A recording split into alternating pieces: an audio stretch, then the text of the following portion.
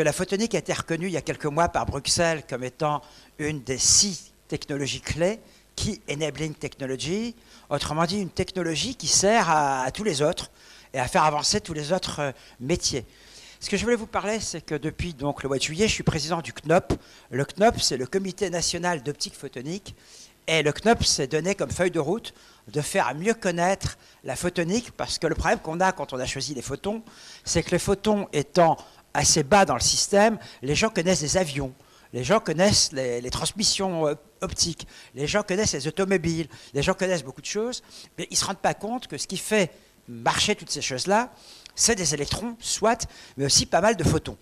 Toutes ces personnes ont une croyance, quelque chose fondamentalement qui nous fait marcher tous les matins, c'est de se dire que l'optique photonique, c'est source d'emploi pour la France. La recherche, c'est très bien, des patentes, c'est très bien. Si on prend par exemple les lecteurs MP3, le format MP3, ça a été inventé par le Fraunhofer, c'est génial, mais qui c'est qui gagne l'argent avec ça? Qui c'est qui finalement va, avec une technologie, avec une patente, une licence, faire un produit, ouvrir une usine, engager non seulement des PhD, des Einsteins et tout ça, mais aussi juste des ingénieurs qui vont être opérateurs, travailler dans cette usine, et tout l'écosystème qui va avec, catering, enfin manger, nettoyage, infrastructure, building, tout ça.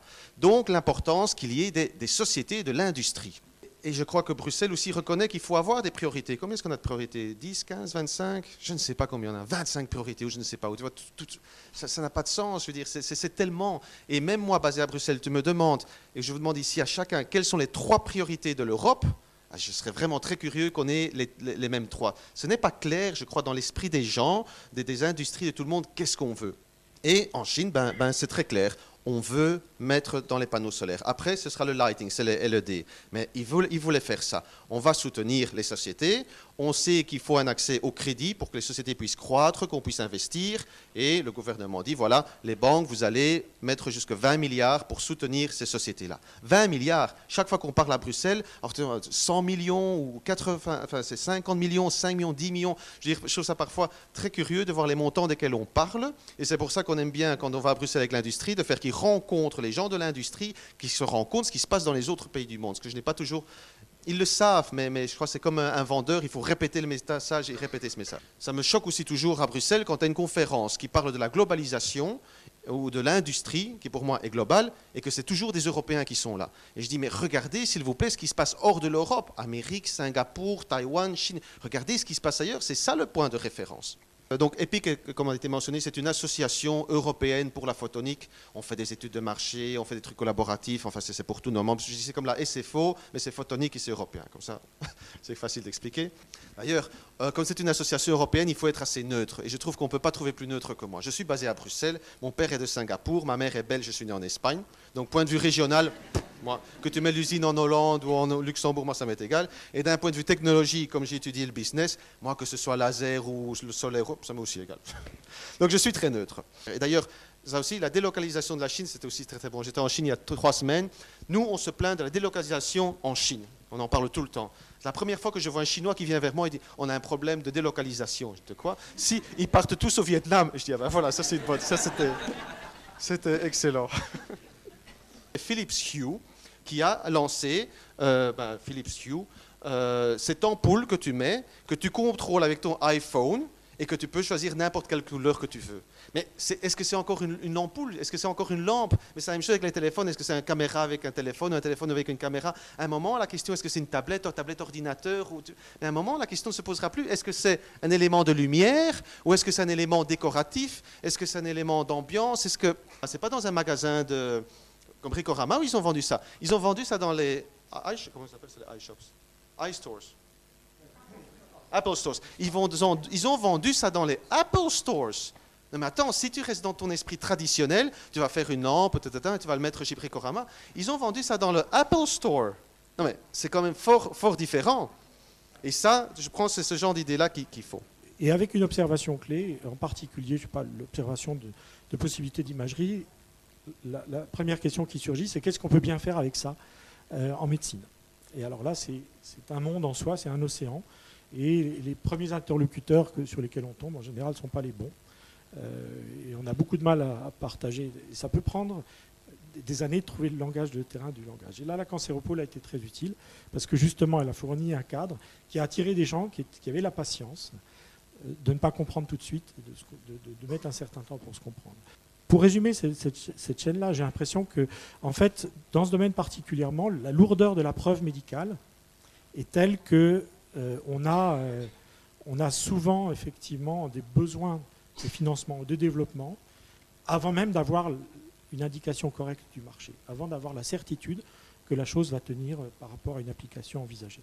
On peut parler de la France comme leader mondial dans le domaine des lasers de puissance et d'énergie. Oui, et là je parlais en termes de laboratoire, mais quand on lit laser femtoseconde aujourd'hui, si on veut acheter un laser femtoseconde, on achète français. Il y a en particulier Thales et Amplitude qui vendent des lasers dans le monde entier dans ce domaine-là. C'est-à-dire que si un jour on arrive à produire de l'énergie par fusion thermonucléaire, par fusion inertielle, ce sera vraiment un débouché extraordinaire. Aujourd'hui, je ne sais pas si ça arrivera, et je ne sais pas si ça arrivera quand ça arrivera. Bon, on ne parle pas d'années, là on parle plutôt de dizaines d'années.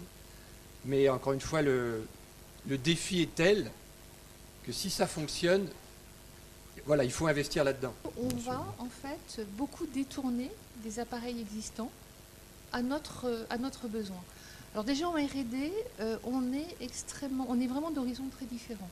On a des physico-chimistes, on a des chimistes, on a des biologistes. Et ce qui est intéressant, on a même des personnes qui font plus de l'éthologie, de la sociologie. Et on va en fait travailler tous en commun pour finalement proposer des produits qui soient directement attractifs pour le consommateur. Là également, c'est une autre technique qu'on utilise, qui est l'eye tracking. À gauche, en fait, on va demander à des évaluateurs, que ce soit des hommes ou des femmes, de donner un indice d'attractivité d'un visage. Et ensuite, cette même personne va être équipée de caméras et on va regarder comment son œil finalement se déplace. Et on voit qu'à gauche, l'œil de l'observateur va être focalisé sur les yeux et les lèvres et il va trouver ce visage plutôt attractif. Et à droite, par contre, le visage est jugé moins attractif parce que l'œil, on voit de l'observateur, est dévié et distrait par des taches, des imperfections. Donc nous, notre but, quand on travaille sur un maquillage, c'est faire que le visage de droite soit ressenti par l'observateur comme le visage de gauche. Nous sommes des fournisseurs d'équipements de réseau pour les entreprises et pour les opérateurs. C'est-à-dire que tous les jours, vous utilisez sans le savoir ces équipements de réseau, particulièrement en France. Vous voyez les chiffres qui sont derrière moi, qui sont assez importants. Il y a une chance extrêmement forte que vous passiez à un moment ou à un autre sur des équipements d'Alcatel-Lucent et en particulier sur des équipements optiques. Il y a d'autres endroits qui font que l'Ethernet fonctionne auxquels on ne pense pas forcément. Je vais vous donner un exemple que j'ai lu hier en fait. Lorsque vous faites une requête sous Google, vous allez probablement aller dans une ferme de serveurs qui est la propriété de Google. Savez-vous combien il y a de lasers dans une ferme de Google ? 1 million. Une évolution depuis 30 ans qui montre qu'on avait une loi de Moore qui était même légèrement plus rapide que la loi de Moore habituelle pour l'électronique. On voit que récemment, on commence à avoir des difficultés pour la maintenir. Et ça, simplement parce que la physique atteint ses propres limites. Donc, ça a été un peu le moteur, par le biais de cette problématique, qui m'a amené à désirer créer une entreprise pour développer cette solution. Et puis finalement, quand j'ai créé l'entreprise, je me suis rendu compte que finalement, ce n'était pas encore mûr. Les industries n'étaient pas mûres pour adopter ces outils parce que la réglementation traînait finalement à s'imposer. Il y a des enjeux extrêmement forts. Et donc, sur le vif, j'étais obligée de raisonner d'autres applications et finalement de réfléchir de manière beaucoup plus large au potentiel de la technologie. Et donc nous avons 4 brevets, bientôt 5. On sait que c'est une absolue nécessité, mais bien sûr à côté de ça, nous avons également une logique de secret dans le savoir-faire. Et puis secret par brevet ou secret non, par en dehors des brevets. Sécurisation des données. Exactement. Dans les logiciels embarqués, donc on a la possibilité de garder des éléments secrets. Donc je pense que ce couple brevet-secret est absolument indispensable. Il faut savoir que notre département concentre pratiquement 15% de la recherche française. Et donc c'est pour cela que nous avons choisi de soutenir 3 filières que nous estimons comme prioritaires, donc l'optique TIC avec notamment Optics Valley, les biotechnologies autour du Génopole à Évry et les écoactivités avec une structure plus récente que nous avons montée qui s'appelle Novagreen. Voilà, pour le Conseil général de l'Essonne en tout cas, l'optique et la photonie constituent une extraordinaire opportunité de développement du tissu scientifique d'une part, mais aussi du tissu économique, car ces technologies concernent potentiellement, comme on l'a vu, de nombreux domaines applicatifs.